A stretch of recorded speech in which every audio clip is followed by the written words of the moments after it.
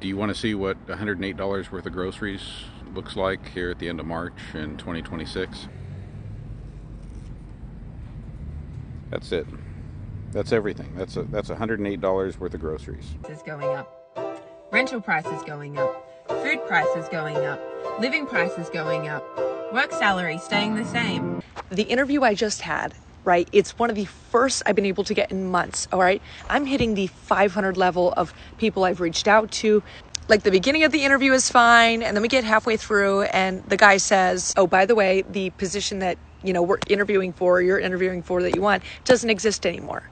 I'm like, oh, okay. Let me know if this sounds like you. It's 2026 and you're doing more than you ever have. Yet somehow you feel more behind and lost than ever. Well, as it turns out, a lot of people feel this exact same way. So I started doing a little digging to try to narrow down why exactly that feeling is so common. And the more I looked into it, the more I realized it isn't as simple as one or two things. As it turns out, there are quite a few reasons why people feel this way in 2026. And in today's video, we're going to be breaking down some of the most common reasons why.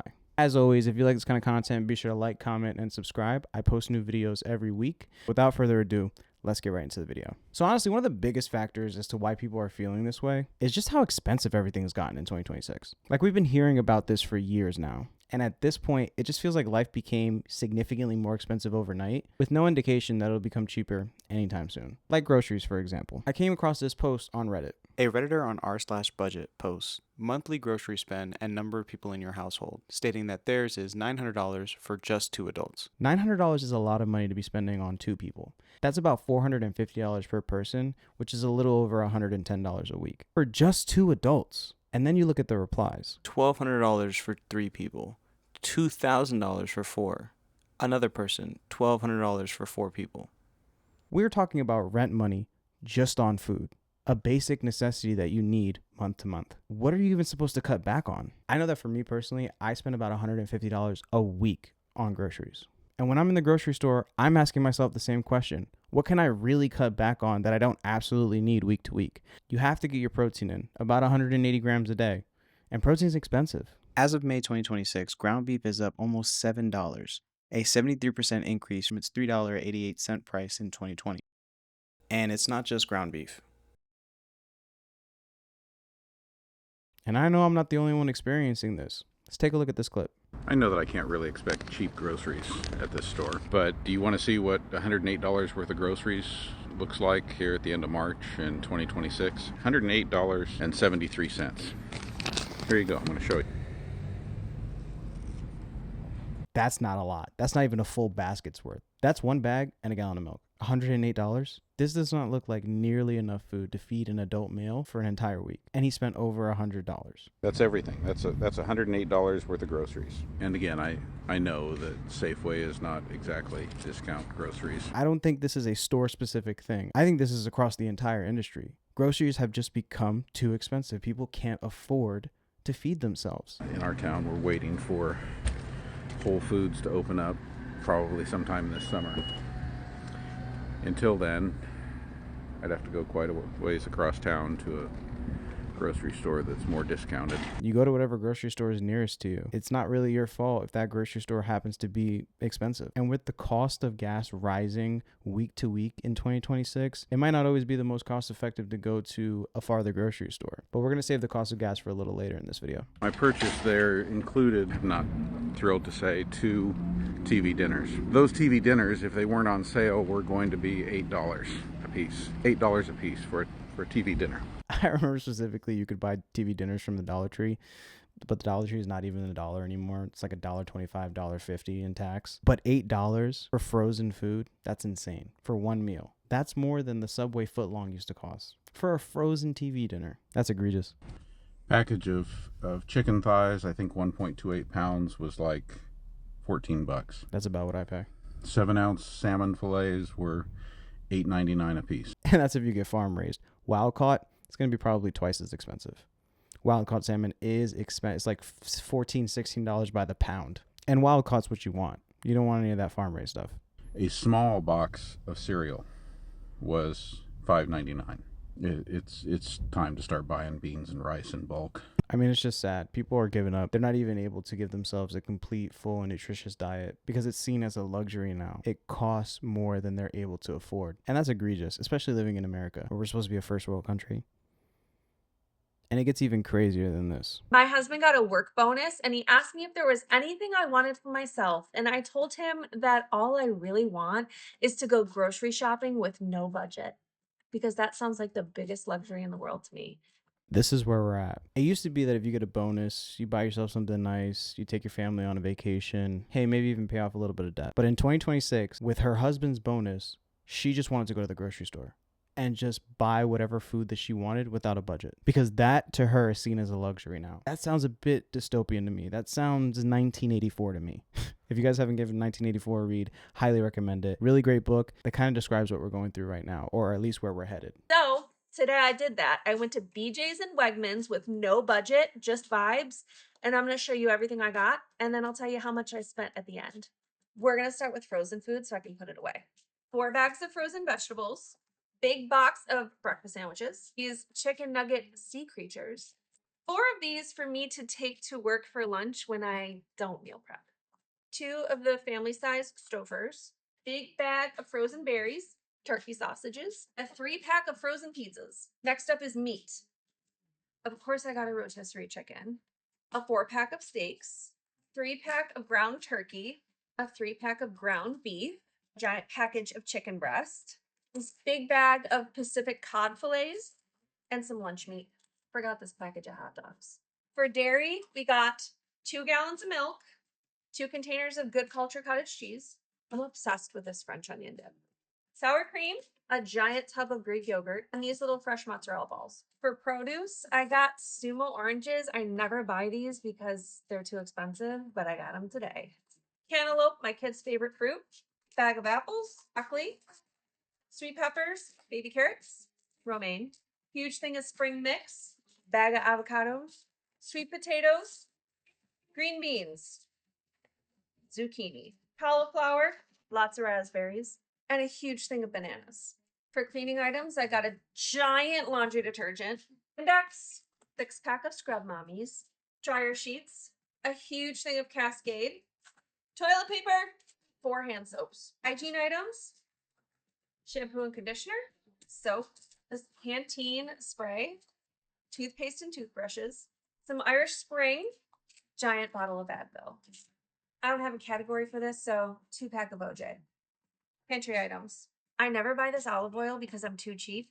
I bought it today. The best salad dressing, bag of rice, tuna, 3-pack of ragu, Taco Tuesday supplies, coffee, cereal. Don't come for me about the sugary cereal, okay? We pick our battles. Yeah, probably not the best pick, to be honest. Granola, these crackers, pasta, seaweed for my daughter who's obsessed with it. Bought all these assorted protein snacks because I wanted to try them. My son snuck these in the cart. Built protein bars, this seasoning, Jell-O, because my kids love Jell-O, hot dog buns, these crackers, and the cookies of the week. Can't forget this giant raw honey.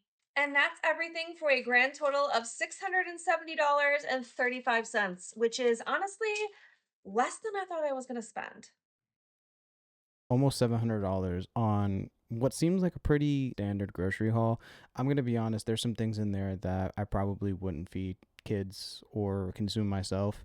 A lot of the frozen meals, frozen vegetables are okay, but the frozen meals like the mac and cheese and the pre-made dinners are probably not the best. And then the cookies and snacks, but hey, you got to live, right? Other than that, nothing in there that I saw that was ridiculously lavish or unnecessary. These are just items that you need to live and survive. And she spent almost $700. And I guarantee you most of that stuff will be gone in a week and a half. Sounds like she has about a 4-family household. For a week and a half, maybe, almost $700 on just groceries. If she were to shop like that week to week, $2,800 a month. That's more than some 2-bedroom apartments where I live. Just to feed a family. She's fortunate enough to have a husband that came into a bonus. But that's insane. How can anybody keep up? How can anybody feel like they're getting ahead when they're spending $2,800 a month just on groceries? Taking a look at the comments. I'm mad. $250 to $300 worth of groceries cost $700. You didn't even go crazy with what you got. It was all reasonable. Another person, my husband and I both grew up on low income and we have a great life now. He asked me what makes me feel like we've made it in life. I said no budget at the grocery store. Hands down, I'll never take it for granted. Another person, I thought this was going to be closer to $1,000. That's how traumatized that person is. They saw all of that stuff and they thought, oh, there's no way this isn't going to be less than $1,000. Another person, that is so dystopian because nothing you bought is a luxury. This was all very basic. Yes, some nicer brands, but overall, that's a reasonable grocery shopping haul. And I couldn't agree more. And this is the part that really stands out about this. How is anybody supposed to save their money? How are you supposed to get ahead? How are you supposed to feel like you're progressing in life when basic necessities are crushing you like they are for most people in 2026? I think that says a lot about where we are and where a lot of people are mentally and why they feel stuck or behind. And it's not just food either. That's just a small part of the equation. It's pretty much everything tied to how you live your day-to-day life. Like getting to the grocery store in the first place, which usually means a car insurance, and gas. And all three have become wildly expensive. Just how expensive? Take a look at this. What's the average car payment in 2026? Oof. Yeah, it's gone up a lot. I mean, here, it's probably $800. The average car payment in 2026. $800. What's the average car payment in 2026? The average car payment in 2026 is, I believe last time I checked, it was around $875, I think. That's insane. $800 a month just for a car. While yes, that probably is for a brand new vehicle, that doesn't change the fact that $800 is the standard for a new vehicle. God forbid you want to drive something reliable that has low mileage or no mileage that you can keep for a while. It used to be that you were paying $400 to $500 for a nice new vehicle. That's not the case anymore. And these stories have become so common of people talking about their exorbitant car payments. You can go on TikTok and just type in car payment 2026 and see all the stories of people who are just getting scammed and ripped off and basically taken advantage of because they need a vehicle to get to work. And most people think about just the car payment and don't factor in what it costs to insure the car. Because if your car costs $800 a month, I can guarantee you your insurance is probably going to be somewhere around $300 to $400 a month on the low end. So now we're up $1,200 a month for a car,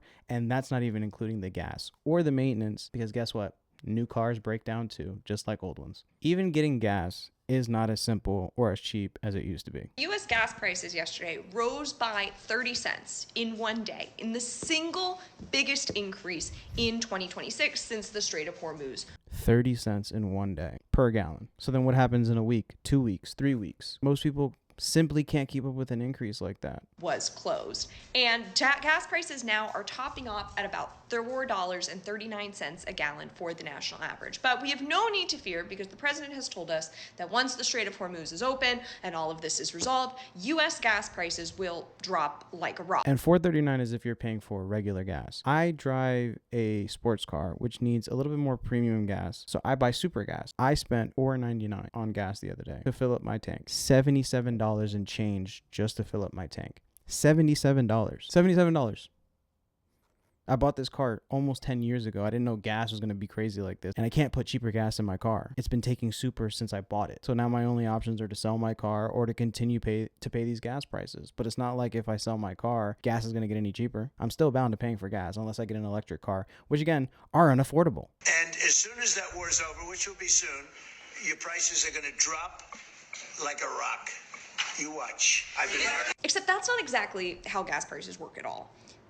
Like that is just ignoring the reality of gasoline prices and how they are set. Because even if the Strait of Hormuz were open today, we would not expect gas prices to fall today, next week, even next month. There's a saying in economics that gas prices tend to rise like a rocket and fall by a feather. And in this particular instance, this is no different. And a lot of this has to do with straight logistics, right? You ever watch a feather fall? Takes forever. It's not going to be a quick drop. It takes a long time for oil tankers in the Strait of Hormuz to move from ports to refineries. There's also lingering security concerns about insurance, the traffic in the strait, right? If the strait were to open, a lot of ships would be coming in. All of those logistical issues means that gas prices would take a long time to eventually come down. And even if we didn't worry, right, about the logistical challenges and opening the strait all at once, there is the very real concern that due to what has been going on, there is a significant amount of infrastructure that has been destroyed, right, during the closure of the Strait of Hormuz That will lead to the almost 3 million barrels of oil a day that used to flow through that waterway being severely limited, right? If there's less places to manufacture and produce and bottle up that oil, they're not going to have the same volume, which means you're going to run into potential supply challenges. This is basic economics, right? When you have a major supply challenge or a supply shock, that's going to eventually lead to an increase in price. And the infrastructure, I don't know a lot about like building oil infrastructure, if you will, but I can imagine that is going to take years to be able to return to what it was in February and beforehand. Now, what's interesting about all of this, and what a lot of US oil and gas executives have brought up, is how the president's rhetoric on social media, right? The Strait of Hormuz is open, it's closed, we're reaching a deal, we're not reaching a deal. How all of that volatility might ultimately impact gas prices in the future, right? All of this rhetoric that is stating that, this will soon be over, the strait will open soon, disincentivizes oil and gas producers here in the United States from increasing their production, right? Why invest in increasing their production if this is going to end in a week or two? But by talking the market down so effectively, right, over social media, if ultimately this does not come to fruition, right, in the medium or long term, this is going to hurt oil and gas prices much more because producers don't have the time or the interest in ramping up output now. There's actually a report by the Dallas branch of the Federal Reserve where oil and gas executives have been expressing so much frustration, right, about the volatility, about what is being said versus not said. And ultimately that could harm us in the future, right? There is such a substantial difference between the finance paper price of oil, if you will, and the actual reality of when people go and buy it in the ports, that is creating a potential cliff that is very concerning to energy economists. If this paper market is being manipulated through social media, it's likely to lead to an even worse supply and demand balance in the next 12 months, and that is a major concern for all of us, which means that we are at risk of gas prices being even higher and the high prices being sustained for even longer, okay?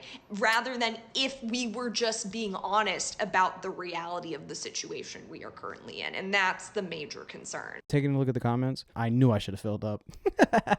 Another person, gas here is $4.99 here in Indiana. Insane. That's what I said I paid for super gas. For premium, $93. Another person, we can't forget that oil companies have every incentive to let that price stick, posting record profits even though they don't have a choice except to raise the prices. Another person, $6 a gallon in Hawaii. Yikes. The way I thought I would be able to work remotely from the beach this year, can barely drive down the road to get groceries with these prices. My exact point. I heard another guy say 60 weeks. That's 14 months. Just because you say it in weeks does not make it less. And it just keeps going. And that's kind of where this feeling of being lost or stuck comes from. We, as the regular everyday person, have very little to do with the conflict or the resolution of the conflict. We don't control those things on a day-to-day basis. They are quite literally out of our control, yet they are directly affecting our finances and how we are personally able to operate financially.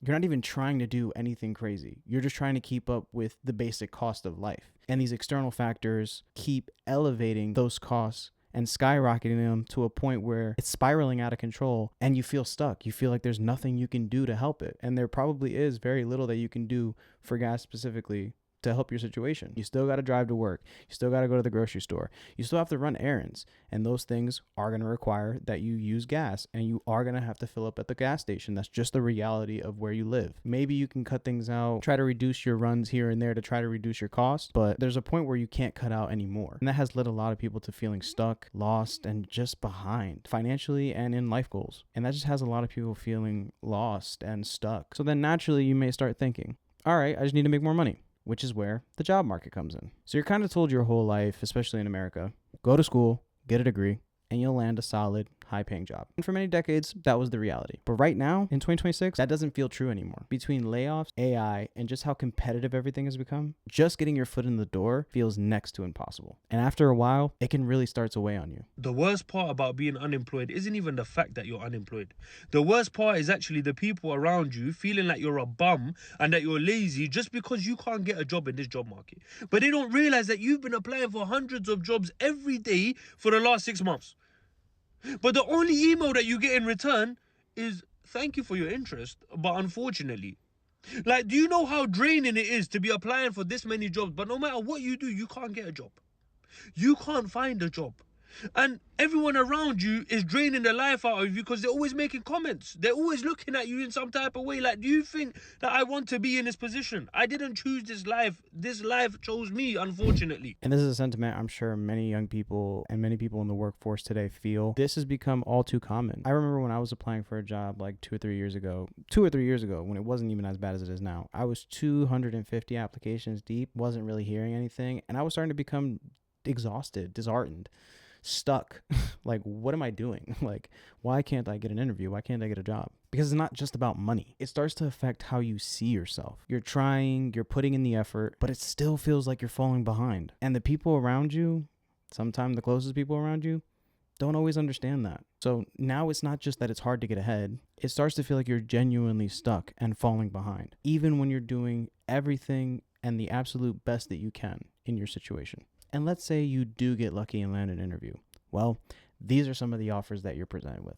I haven't been able to get a full-time job since graduating from college. And I don't even care if that's embarrassing because the interview I just had, right, it's one of the first I've been able to get in months, all right? I'm hitting the 500 level of people I've reached out to, applications, cold calling, emails. Like, my 9 to 5 is trying to get a job, and I'm really, really, really trying. Another thing people don't realize, trying to get a job is a job itself. The amount of lengthy applications that you have to fill out online, retyping in information that is clearly on your resume already into numerous databases just to not hear anything back, it's exhausting. It's a full-time job itself. Like, the beginning of the interview is fine, and then we get halfway through, and the guy says, oh, by the way, the position that, you're interviewing for that you want doesn't exist anymore.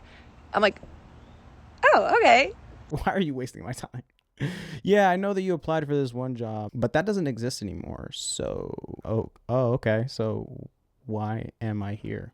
You know, I had to drive to get here. You know, gas is $4.39, right? What's to stop me from jumping across this table and strangling you right now? Like, what? The audacity is crazy. I couldn't hear that. I would lose my shit. I genuinely could not be sitting across that person and them tell me that after submitting 500 applications, nonetheless. What is? And he tells me, and it's something I haven't done, but I'm not like opposed to, because I literally will take anything at this point.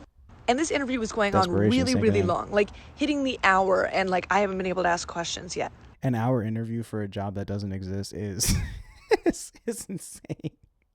I'm sorry, like that's just crazy. What are we doing here? You brought me in, the interview's an hour, and the job doesn't even exist. You're trying to offer me some other thing that I've never even done before. Why are you deliberately bait and switching me? What are we doing? Like, when has that ever been acceptable for a job? And this is her first impression of the job, by the way. They're just going to bait and switch her right at the interview.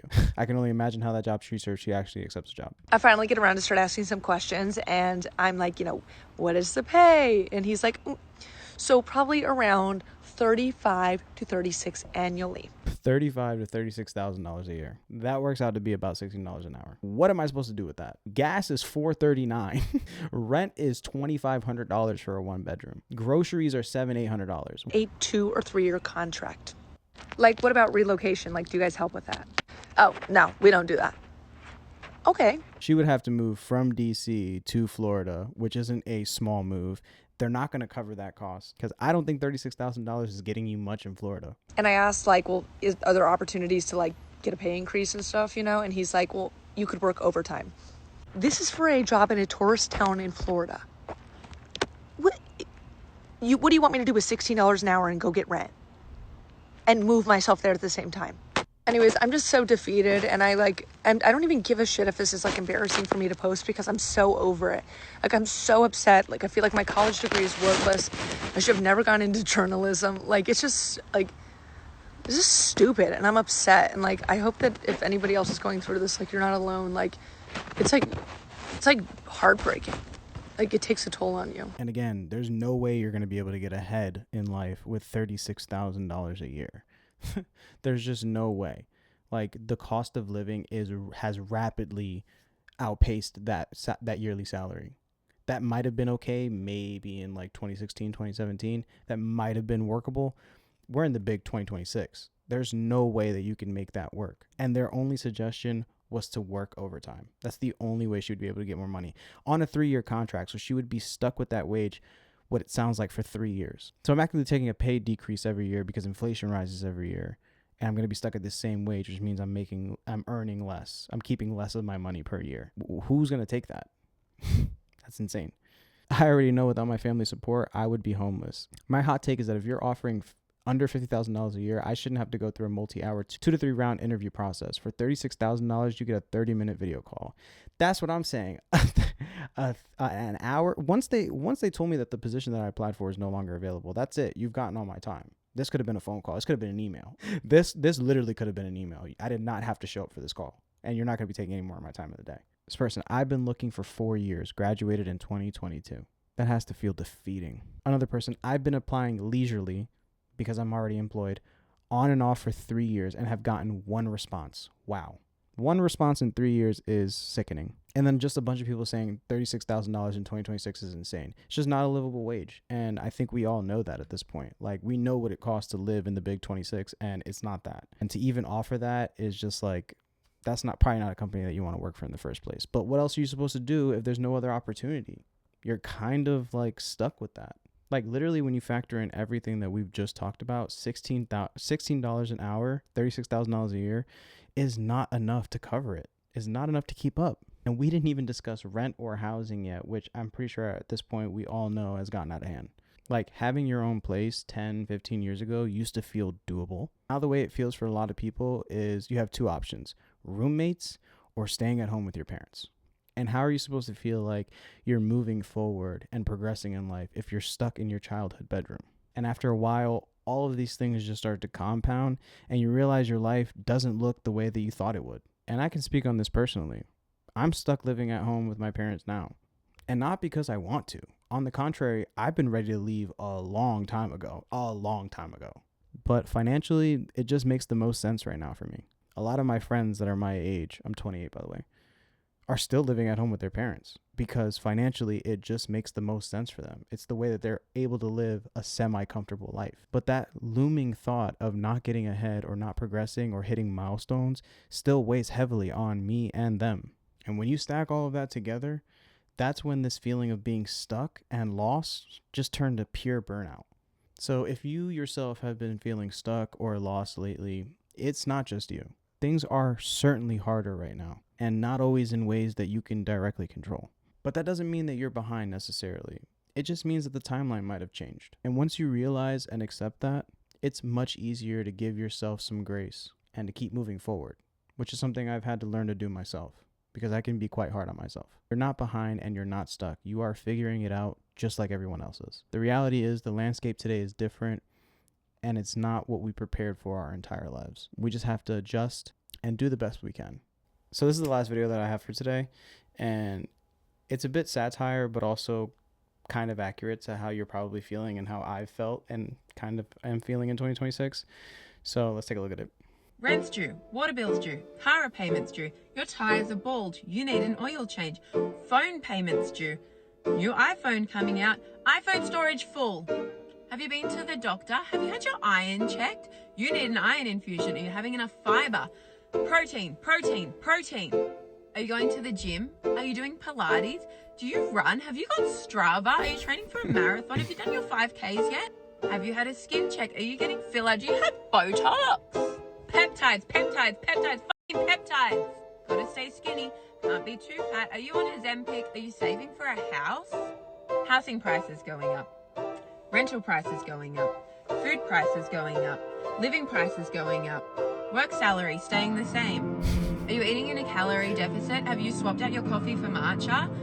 Buy this top. Buy those pants. Buy this shirt. Don't outfit repeat. Are you married? Are you having kids? Why aren't you having kids? Ew, you're 30? need to have a home by that age, need to settle down by that age, need to have children by that age, need to be doing more work by that age. Are you investing? Invest, invest, invest. Taxes, taxes, taxes. War, Donald Trump. Ah! Are you high right now? Do you ever get nervous? Are you single? I heard your girl. Is it true? You getting money? You think them dudes you with is with you? Real ones know where that's from. Anyway, that's all I got for you guys today. Thank you so much for watching. Like, comment, and subscribe if you guys enjoyed the video. Share with someone that you think might also like the video. Thank you guys again so much for 1,000 subscribers. I really hope to continue to be able to make videos like this for you guys that you guys enjoy and build a community that just likes to chat and hear me yap. I'll catch you guys in the next video. Peace.